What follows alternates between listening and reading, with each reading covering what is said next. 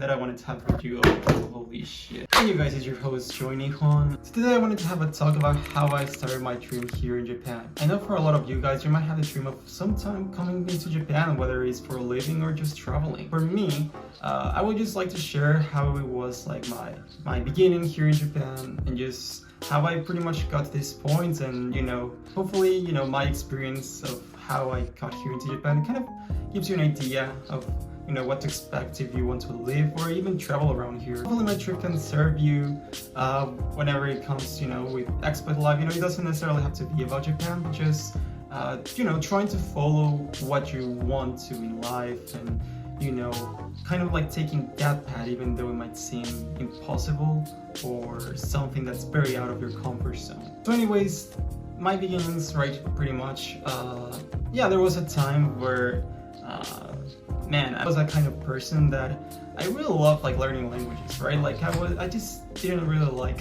a lot of things at school, but one of the things that I will always like was learning a new language, right? Whenever I saw like Japanese, right, it was like a language that I wanted to conquer, right? Because I thought it was like super different, and I was just like, oh, this looks like super difficult and like super different. I want to try to get this one. So pretty much my first contact with Japan, I guess, like a lot of you all guys, was through video games or even through anime, right? The thing is, like, I was probably like a 15-year-old kid, right? Where I wanted to travel abroad, right? I was a very, very dependent kid, and to the point where I couldn't go anywhere without my parents. Obviously, coming from Mexico, it can be a little bit difficult, or dangerous just to go outside, especially when you're younger, right? It's the kind of country that I live in. I was that kind of kid that I was always protected by his parents, right? So the idea of me traveling by myself, especially somewhere else, like especially somewhere where I didn't speak their language, it was like pretty alien to my parents. It was super, super out of their mind. But the thing is, like, my first kind of like dream was, I think it was like around middle school, that I wanted to go study abroad, right, for my university. I could say that maybe the life that I had in Mexico, I just didn't really feel satisfied with it. At the very least, I felt like things were not very interesting for me. I'm not trying to talk bad about Mexico, it's just like my lifestyle was just something that I didn't really like. So by the time I was 15, I wanted to go to a summer kind of exchange school. This one was in Canada, right? But pretty much to my style, right? To my style of just doing things by the last minute. I needed a visa, right, to enter as a Mexican to Canada. But of course, last minute, I told that to my father. Obviously, we checked and we needed obviously a visa. So yeah, that was kind of like thrown out of the window. However, during this time, I started to really get interested into Japan. One of the reasons was, well, I used to follow a lot of YouTube, right? A lot of my favorite YouTubers, they would be traveling to Japan, and I would see like this word that was kind of like so different and obviously so weird. The thing that we know about Japan, right? We don't need to explain that, of course. And having said that I like video games and kind of hearing Japanese, I kind of thought, well, I would like to actually try to just go into Japan, right? Like, just try to learn Japanese, try to go there. That sounds way more interesting, right? Obviously, when I told this to my parents, they were like, fuck no. There was like another summer exchange, right? And in my school, where they would go to Kanazawa in Japan. And well, I was able to convince my parents somehow, so that next year, when I was around 17 at that time now, I was actually able to go to Kanazawa. Now, obviously, being a weeb, I think your dream would be going to Akihabara, right? Or just going to maybe Kyoto, like the most traditional place, right? You want to go to those places. But I was going to Kanazawa, like Morinaka, obviously still very beautiful, but a little bit more out of the radar, especially during that time. And I absolutely loved it. I absolutely love my experience there in Kanazawa. The time that I was there, I met so many nice and just friendly people. Obviously, I was able to learn the language that I wanted, and obviously, as I mentioned before, I was that kind of kid that never had even gone by itself to the next door store, right? So imagine me now going to Japan where I didn't even speak a word of Japanese. Like that was like during the time that I went to Japan, obviously I was very excited, you know, as probably any of you all would be first time coming here, if you have that dream, or if you had it, maybe you understand me. But the thing is, like, one of the main things, right, that made this journey very memorable, sure, you know, maybe it was being able to study Japanese, maybe it was the matsuris, right, being in Japan, food, whatever. But it was actually the people that I met there. Obviously, when I had to leave, I was devastated. I didn't want to leave. I didn't want to go back to my boring school and, you know, that life that I just didn't like. I just didn't feel like myself. But the time, the very limited time that I was there in Kanazawa, I felt like, man, what am I doing? Like, back in Mexico, like, what am I doing? I want to pursue this.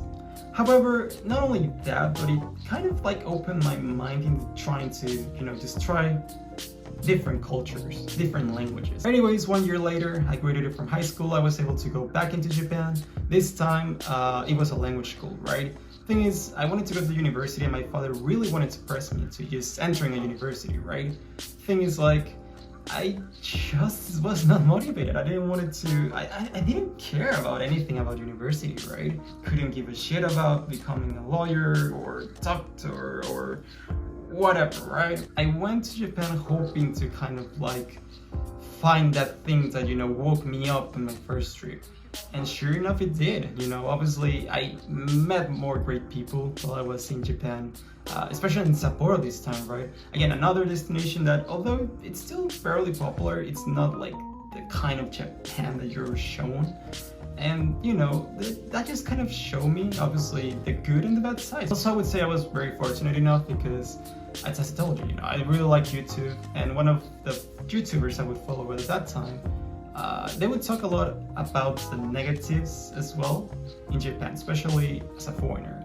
So it kind of like gave me some tools into what to expect about it, right? Because a lot of the times when foreigners get here, maybe they see the bright side.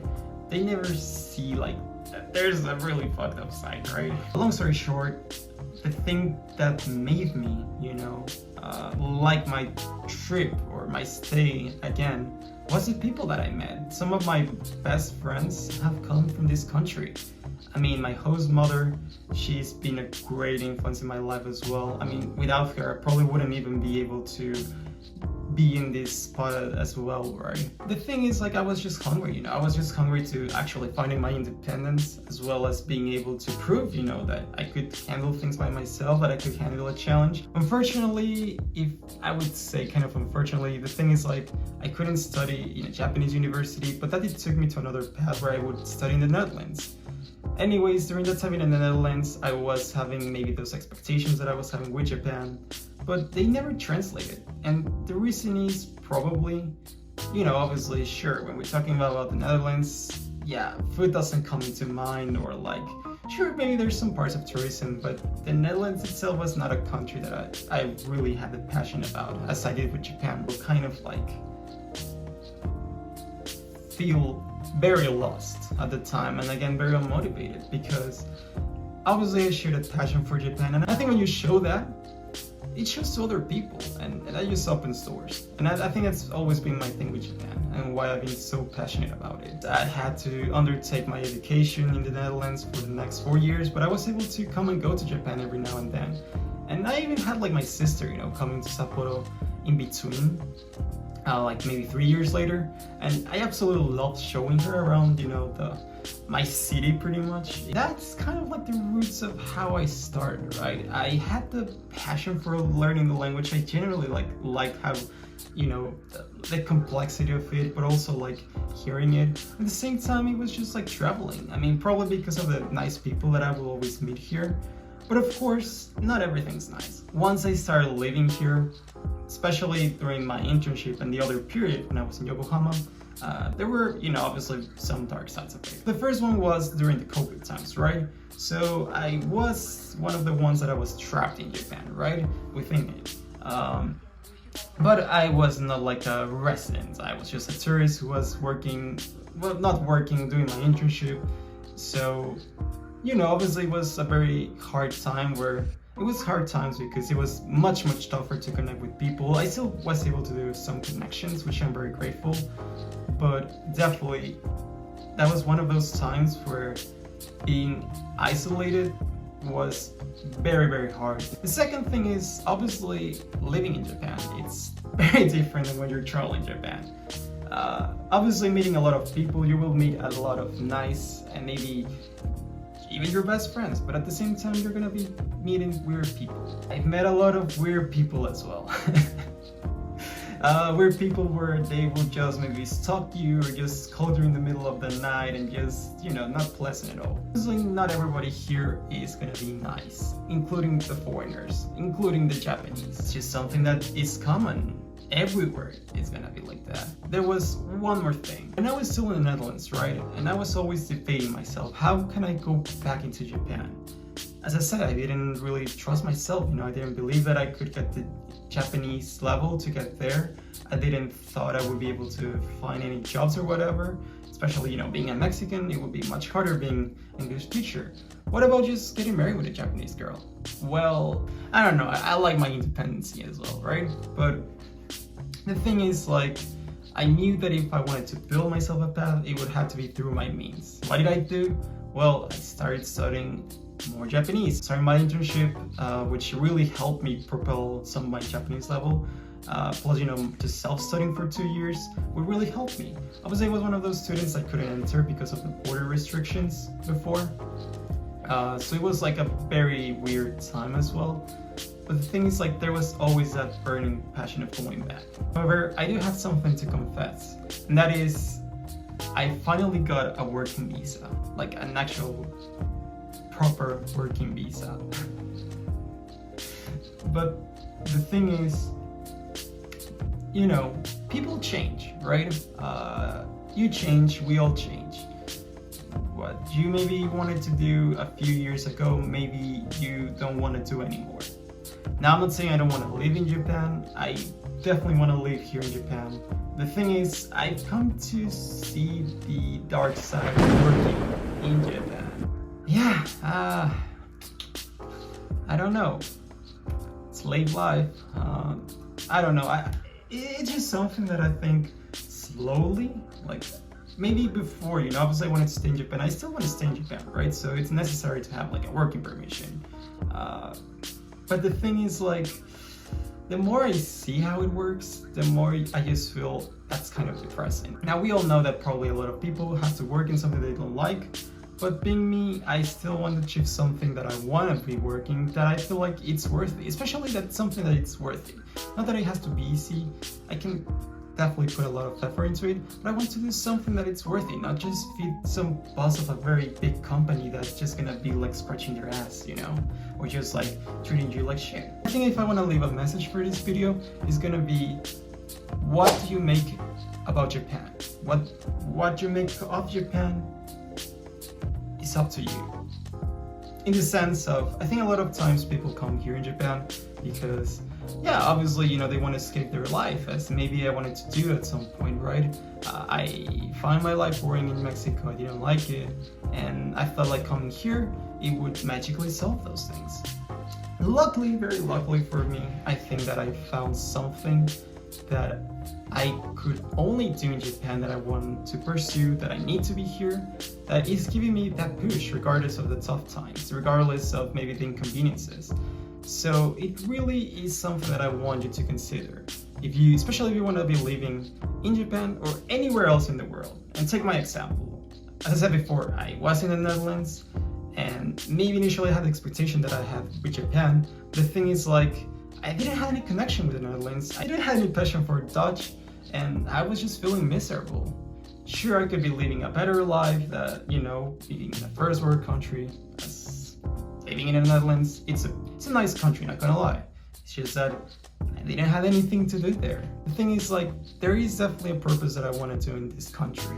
And there's also something that I feel at least in my situation, is I've got to meet some of the best people right here that share the same or very similar goals to mine. At the same time, I think that bridge that I'm trying to build, right? Trying to hone my Japanese skills to be able to fully understand how people really think. If you're trying to go to another country, have this in mind. What do you want to get out of that country? Do you just want to get like an experience? Or do you actually have something of a goal that only this country is going to allow you to achieve it? I think that's very important depending on how you want to plan yourself. It's totally fine if you want to go short term, but if you want to live long term and abandon everything you have, you must have a really good reason of being here. Coming here is not going to magically solve things. You're going to learn a lot, that's for sure, but at the same time, you need to have a concrete plan and actually have just be ready for those struggles. I think when you have some passion and you have goal towards that, it's gonna make things much easier and realistic. With that, you're gonna be able to pull more people towards you that feel the same way as you, in contrast of just pulling the negativity of I don't want to be here and I hate it here or whatever. It can be pretty scary. And I know it can be scary to sometimes just believe in yourself, but take it from my situation. Maybe I had the possibilities, right? The economic possibilities to be able to have a family that was able to help me get here. But at the same time, I was that kind of kid that was like literally the shyest guy you could ever be. I mean, does this face not give you the face of, hey, that guy looks awkward. That guy looks like he doesn't like to talk. Hey, what can we do? This is the face we've been given. Let's go. But anyways, guys, this is pretty much one of the things that I want to share. I want to share hopefully some of that thing that I like, some of those things that maybe hopefully we have in common. Just try to have a fun time with it, Life shouldn't be all serious and shit. So final message is, as tough as it seems, bro, you have to try it. Just go for it. Don't be stuck into the I can't. Even if you can't, you will learn from it. You just take it step at a time. Also have realistic goals, right? Try to have some realistic goals. So wherever you're thinking of moving to another country, to another place, and just remake your life like a 360 of your life. You're thinking that, try to think of the bigger picture, right? What does this new thing is like? Think of it as a canvas, right? You're gonna be painting that. And if you don't have your plan, if you don't have a reason to paint that, it's just gonna get you nowhere. You know what to get from it. And in this example, it will be like living in Japan. Why do you have to live in Japan? To make that thing happen? Then I think that will take you to places. Anyways, I always read in the comments. You can just let me know anything about it. I'm more than happy to share more of my experiences. Or if you have the dream of coming to Japan, hopefully, I can help you a little bit.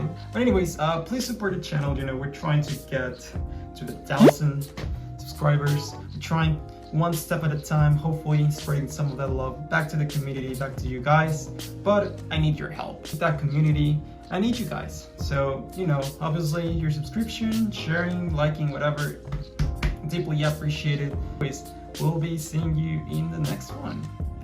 As it is right now. The fuck? Psych.